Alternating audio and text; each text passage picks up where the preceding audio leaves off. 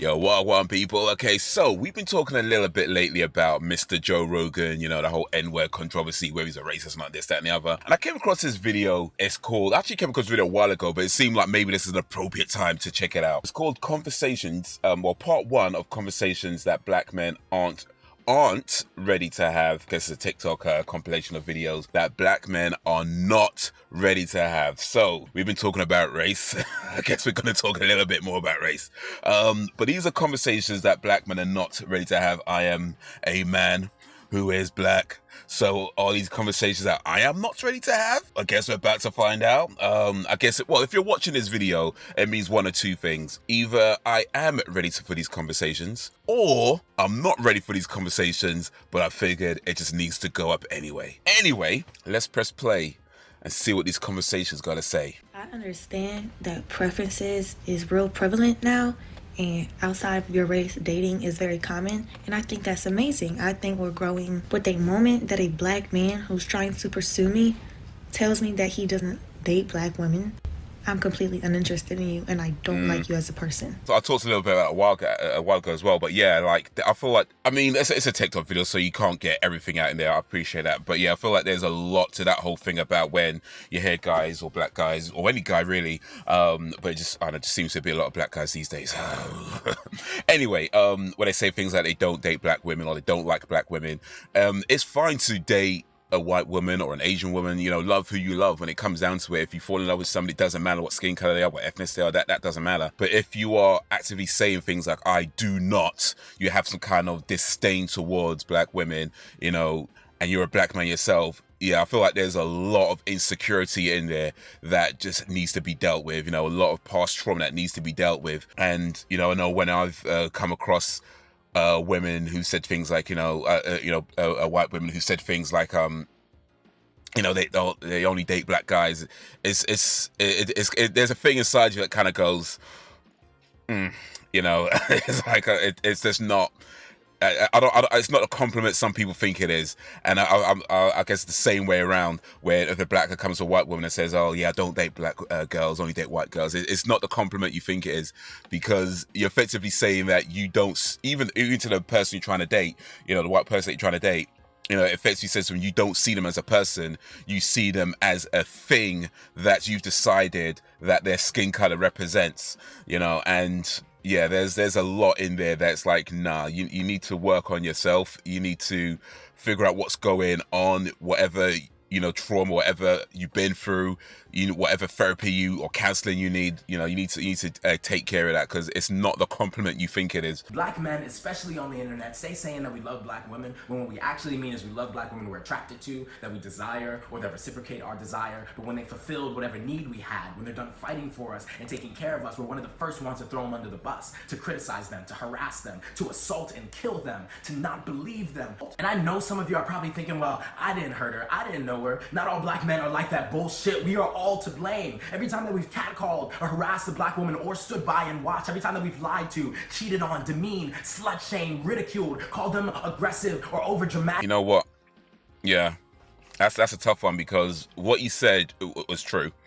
And I can also feel part of myself feeling that whole thing about, I'm not like that, at least I hope I'm not like that. I hope I haven't hurt anybody in that way. There's a saying that goes, if one of us isn't free, then we're all to blame. And what that means, at least what I take it to mean, is that somehow we all play a part in how our society is formed.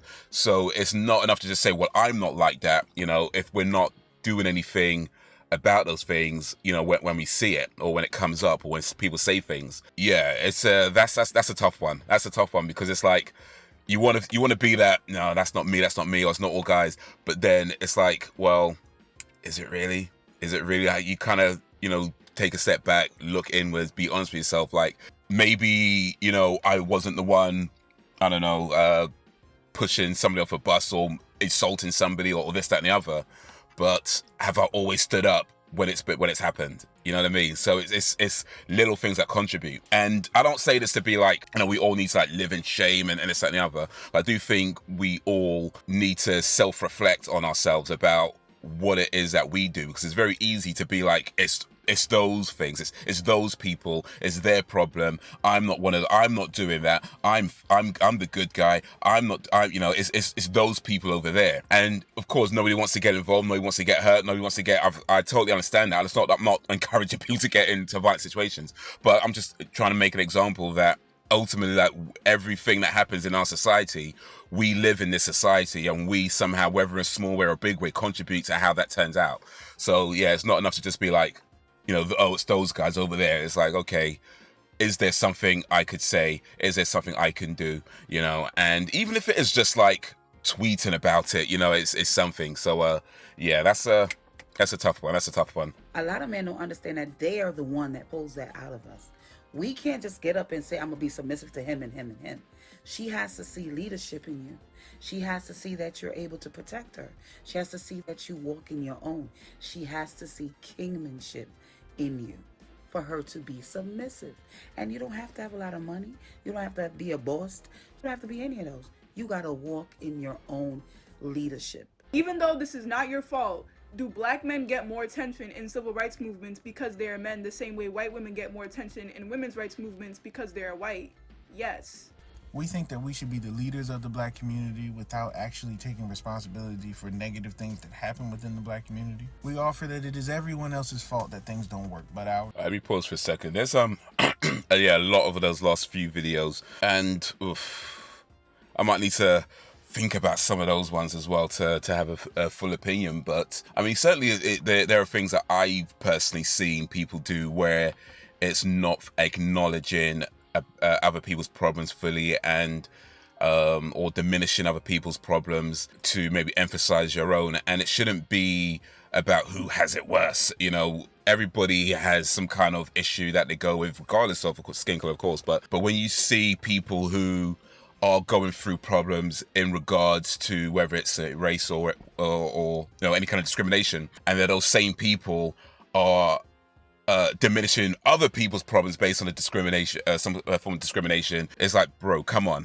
Things that are being done to you, you're doing to other people. And when it's being pointed out, it's like, like the guy was saying about, you're just bashing, you don't support the cause. I think, again, like I was saying before, is that I think a lot of us, myself included, a lot of us need to really reflect on our behaviors and how we comport ourselves in the world.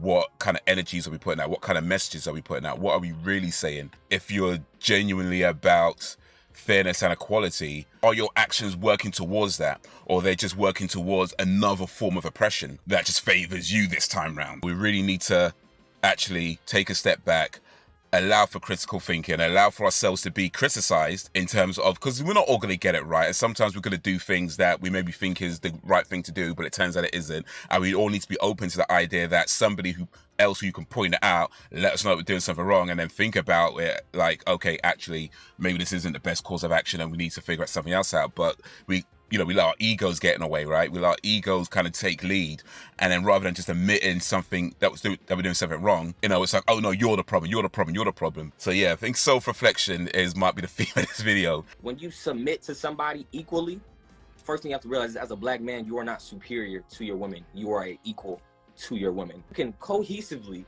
submit to your woman, you can lead her, and you have the right to lead her. But you cannot demand it simply because of your tax bracket or your caliber, my brother. Because the main thing that a lot of black women are victim to in our community is financial manipulation. That comes from a lot of higher caliber men like you, my brother, who think that being a breadwinner is the only thing it can take. So let's talk about this DM that I just got last night. You're standing and sitting there praising and appreciating and showing your love for black women, yet where's the black women doing the same for you? The love that I have for black women is not transactional. I make music for the upliftment and advocacy of black women, not because I want to, but because I need to, and it's something that this world needs. What you said was really interesting about not expecting things back, effectively, like, he feels like he needs to give out this love and it's not about getting it back. And that's true. I feel like when you give, you should never expect anything in return, because then it's not a gift, then it's more of a deal. I don't know, it's probably not the right word to use, because when you give something or you show any kind of kindness or anything like that, It's not about what you get back. It's the act of doing it is why you do it, because it's the right thing to do. Now, that being said, just because you shouldn't expect anything back, that doesn't mean the other person mustn't give anything back. I mean, it's always nice to be appreciative.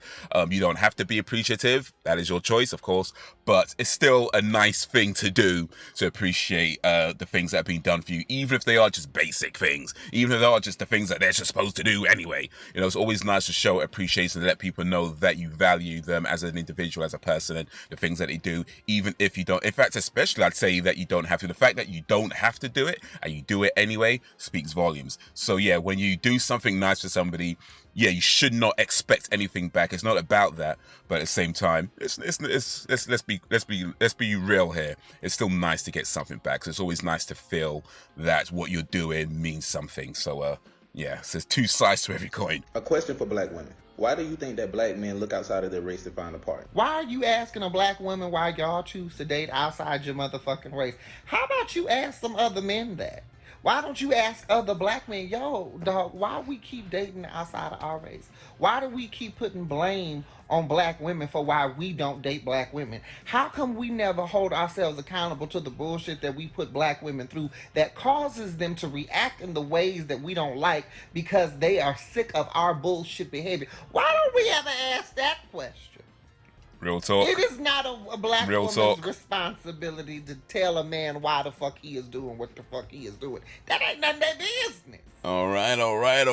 That's the end of that video. That was definitely some interesting opinions being presented in that video, man. Yeah, there's a lot. Like I was saying, I think the main theme is self-reflection. Ask yourself the tough questions and being fully honest with yourself, because if you're not honest with yourself, you can't be honest with anybody else. You know, if you're lying to yourself, then you, by default, you're lying to everybody else. So yeah, you gotta ask yourself those tough questions. Why do we do the things we do? And it could come down to trauma. It could come down to how we treat a child, how we treat the children, and how we're raised. It could come down to certain experiences that we have, messages that we've been given and told, and things that we've been taught, and all kinds of stuff that we've experienced over the years. It could be any number of things, or even combination of things. Definitely well, am I ready for these conversations? But I don't even know, you know. I don't even know if I'm ready for these conversations, mate. Yeah, things to think about, myself included. You know, we only get one life, so let's make the best of it. I think that's a good place to end, but let me know what you think. Let me know if you have any recommendations, suggestions, drop in the comments, send them through and I'll see what I can do. Like, share, subscribe, because we're doing this thing. Check out my other channels as well, be much appreciated. But that's going to be it for the minute, so guys, until whenever, if ever, peace.